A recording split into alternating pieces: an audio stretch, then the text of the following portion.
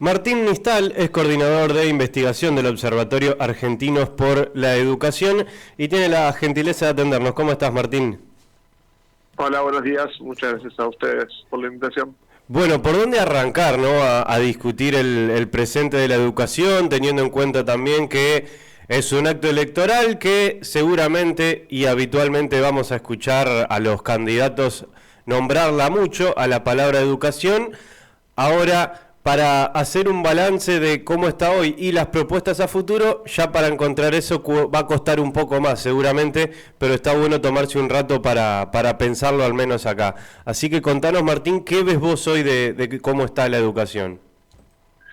Bueno, nosotros desde el Observatorio de Argentinos por la Educación hacemos informes periódicos con el objetivo de informar sobre qué es lo que está pasando en educación, siempre con informes rigurosos, basados en datos. Y si querés, para hacer un breve resumen de cómo estamos actualmente, vemos que estamos en serios problemas de aprendizaje, donde Argentina, en las últimas pruebas internacionales en las que participó, que fueron las pruebas de UNESCO, las pruebas ERCE, mostraron que Argentina, 1 de cada 2 chicos a muy temprana edad, en tercer grado, no eran capaces de entender lo que leían, no eran capaces de pasar los requerimientos mínimos de aprendizaje.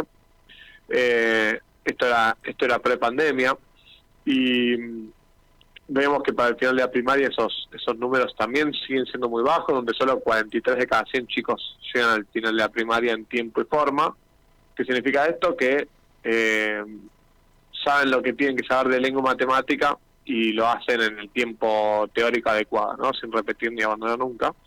Y ese número a nivel país, para el final de la secundaria, es solo 16 de cada 100. Entonces, bueno, todo esto nos dice que si bien Argentina fue creciendo en términos de acceso, en términos de aprendizaje y de calidad educativa, nos debemos bastante.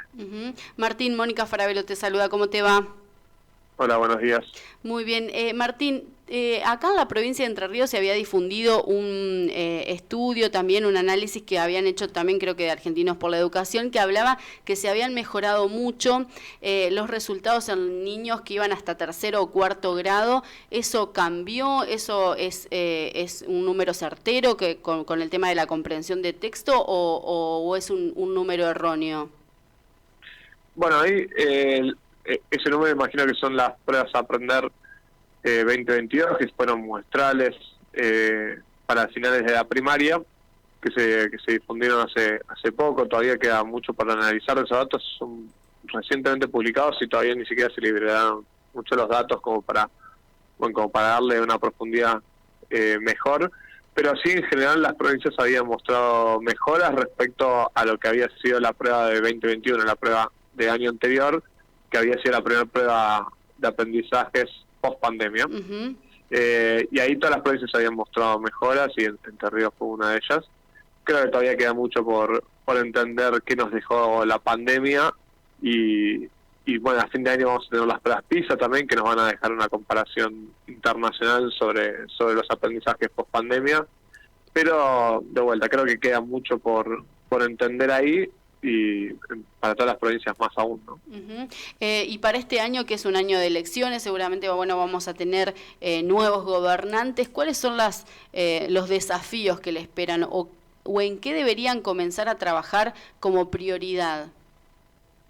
Bueno, nosotros venimos mostramos en 2 informes, si se quiere, cómo es la situación financiera o de financiamiento educativo en Argentina, y mostramos que en Argentina tenemos una ley de educación nacional que dice que hay que invertir el 6% del PBI en educación, y esa meta que tenemos desde el año 2006 la cumplimos solo 3 veces, y la última vez que la cumplimos fue en el año 2015. Entonces, bueno, uno de los puntos clave creo que sería cumplir esa meta de educación, esa meta de ejecución presupuestaria que afecta o que abarca a las 24 jurisdicciones, las 24 provincias, más la nación, dado que para llegar a ese 6% tienen que 3 de cada 4 pesos los ponen las provincias y 1 de cada 4 pesos los pone nación. Entonces las provincias son muy responsables de lo que pasa con el financiamiento educativo. Y mostramos que También, si comparamos 2004 contra el año 2021, en un informe reciente que hicimos, la mitad de las provincias habían ajustado el presupuesto asignado a educación en relación al total de la torta que dedican a educación respecto a su presupuesto. Entonces, bueno, en términos de financiamiento educativo y de ejecución presupuestaria, bueno, creo que tenemos que poner de vuelta la educación como una prioridad que claramente está perdiendo el lugar respecto a los presupuestos provinciales. Uh-huh. ¿Y qué ves vos o qué han podido observar con respecto a las distintas ahora modalidades para la educación de un chico o de un adolescente? ¿Hay otras nuevas maneras en donde por ahí se buscan por fuera de la educación pública, en este caso, más allá de la obligatoriedad que todavía está en Argentina? ¿O ese es un fenómeno que quizás se ve en otros países, pero que en el nuestro no? Bueno, yo ahí tiendo a ser súper conservador con eso, ¿no? Creo que las habilidades del siglo XXI, de las que tanto hablamos en épocas de inteligencia artificial y demás, pues creo que para llegar a todo eso, lo primero que tenés que hacer es entender las tecnologías del siglo XX y XIX, ¿no? Que son leer, escribir, hacer operaciones matemáticas básicas. Sin todo eso, no hay ChatGPT, no hay ninguna inteligencia artificial que te sirva para reemplazar. Entonces, le tenemos que dar a los chicos educación de calidad básica y que todo eso sirva como trampolín para las tecnologías del futuro y todo eso, que bienvenido sea.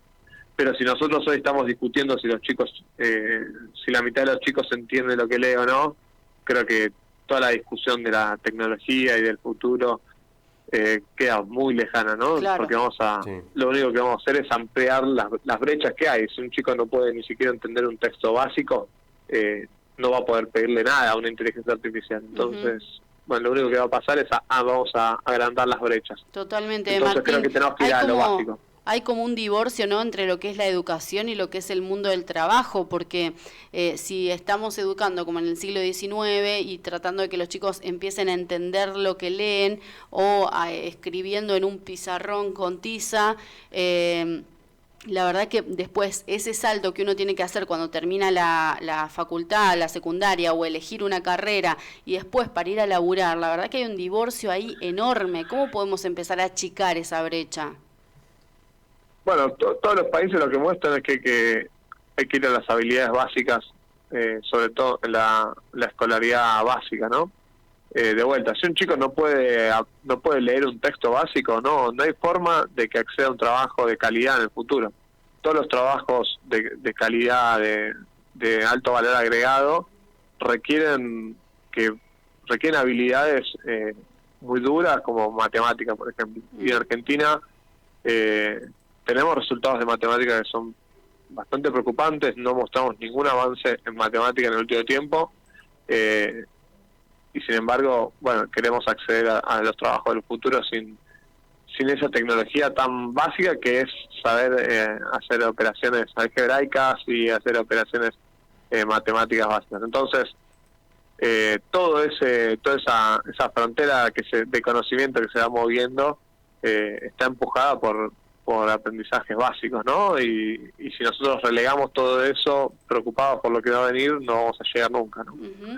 Recién hablabas sobre el presupuesto, este 6% del PBI destinado a la educación. Es amplio decir educación. ¿A qué se debería destinar primero? ¿A salarios, a infraestructura, a planificar, no sé, nuevos contenidos, a poner, digamos, gente a trabajar para eso? ¿A qué se debería destinar este 6%? Bueno, me encantaría decirte que es tan amplio como parece, pero lamentablemente no lo es, porque cerca del 90% de los presupuestos provinciales se va a salarios docentes y no docentes.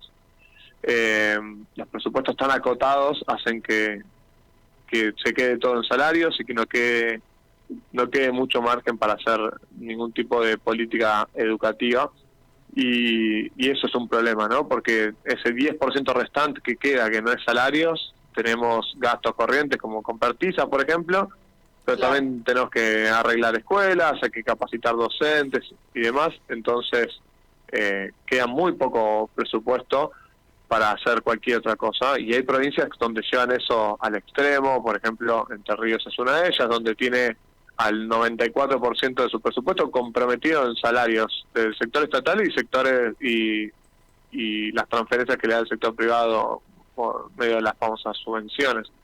Entonces, si vos tenés el 94% de tu presupuesto comprometido, ¿qué te queda para hacer con ese 4%? Que de vuelta, muchos de esos son gastos corrientes típicos, ¿no? Se rompe algo en una escuela y hay que arreglarlo, algo que es urgente, pero digamos, no te queda mucho para hacer capacitación, no te queda mucho para hacer infraestructura en profundidad, bueno, no te queda mucho margen para nada. Entonces, bueno, lamentablemente me hubiese encantado responderte de que sí, que es muy diverso y muy amplio, pero lamentablemente no lo es, sino que es muchos salarios y poco otra cosa. Y de las cuestiones que podemos resolver nosotros, ¿no? Porque eso depende de decisiones políticas y es una discusión que poco se da, ¿no? Siempre se termina discutiendo nada más que el salario. Pero dentro de las acciones que se puedan hacer en la casa, que pueda hacer un docente, pienso si hay tanto problema para resolver justamente ecuaciones matemáticas, ¿qué puede hacer el docente de matemática? ¿Qué puede hacer la familia? ¿A dónde está el problema? ¿A dónde está la pata que falla para que justamente tengamos los resultados que tenemos? Bueno, por supuesto que muchos de estos problemas se tienen que solucionar, o al menos creo yo, con política pública, ¿no? Y todos los aportes, digamos, todos estos resultados que yo te nombraba antes, es no por culpa de la gente o por culpa de los docentes, sino gracias a ellos no tenemos resultados peores, ¿no? Y entonces creo que ahí tenemos que tenemos que incentivar a preocuparnos por la educación. Es uno de los puntos importantes, ¿no? Si a todos nos interesa la educación y demandamos mejor educación, bueno, hay más chances de que la política reaccione a eso y le dedique lo que tiene que dedicar. Eso por un lado. Y por otro lado, bueno, hay mucha evidencia que muestra que ocuparse de las tareas de educación, que los chicos, por ejemplo, que los padres se ocupen de que los chicos vayan siempre a clases y no falten por razones que no son del todo justificables, y ese tipo de cosas. El involucramiento de los padres es súper importante para la educación, que en general se da, pero en muchos casos es importante remarcarlo y recordar la importancia que tiene la educación en la vida presente y la vida futura de los chicos. La educación es de esas cosas que marca, y es difícil retroceder en el tiempo para mejorar baches que tuviste en tu trayectoria escolar. Entonces, bueno, es recordar la importancia de asistir a clases, la importancia de leer en casa, la importancia de dedicarle tiempo a la educación, ¿no? Seguro.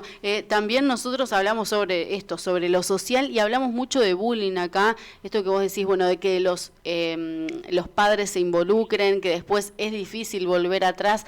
¿Cuántas veces nosotros hemos sido testigos por ahí de casos de bullying, y siendo chicos por ahí no tomabas conciencia y dejabas pasar eso, y hasta formabas parte como silenciosa, riéndote o no alarmando de que esto estaba pasando? Digo, es la educación, digo, forma parte de todo esto, es como la primera construcción social también. Sí, por supuesto, no. Por un lado hay que ocuparse de la parte, si querés, más académica o de trayectoria escolar, y que los chicos aprendan a leer, que les importe ir a clase y empiezan a hacer operaciones matemáticas y todo eso. Pero hay una parte social que también es súper relevante, ¿no? Que ocuparnos de que los chicos no se dejen ni hagan ningún tipo de bullying, y que tengan una buena relación con los docentes, de los compañeros. Todo eso son cosas también relevantes y que se aprenden, sobre todo, o que son muy importantes, si querés, habilidades blandas al principio de las trayectorias escolares. Y una vez que son si querés, más adolescentes, más grandes, bueno, estar muy atento a que el bullying no sea moneda corriente en ninguna escuela, donde sabemos que hay muchos casos, en particular a esa edad, ¿no? Donde se ven muchos casos de bullying. Y por supuesto, saber que eso pasa y que hay que evitar que pase. Martín, muchísimas gracias por tu tiempo, te mando un abrazo. No, muchas gracias a ustedes y que tengan excelente día. Gracias. pasaba a Martín Nistal del Observatorio de Argentinos por la Educación, viendo todos los desafíos que tenemos todavía por delante acá en la Argentina, hablando también esto que decías vos, Rodri, el tema de la inteligencia artificial, nosotros preparándonos para un nuevo siglo, una nueva manera de laburar, de conectarnos, de consumir también, porque también a través de la tecnología, qué es lo que consumimos, y bueno, y una educación que ha quedado muy atrás. Y este 6% del PBI, que él decía, bueno, evidentemente, si ni siquiera se llega a cumplir con el PBI, con este 6%, imagínate, y así todo queda corto, porque si un 95% se destina a salario, después no hay mucho más para pensar, tema infraestructura, tema de ponerse, por ejemplo, a hacer una nueva currícula, digo, destinar fondos a gente que labure para eso. Digo, evidentemente queda bastante corta la frazada de la educación, lamentablemente.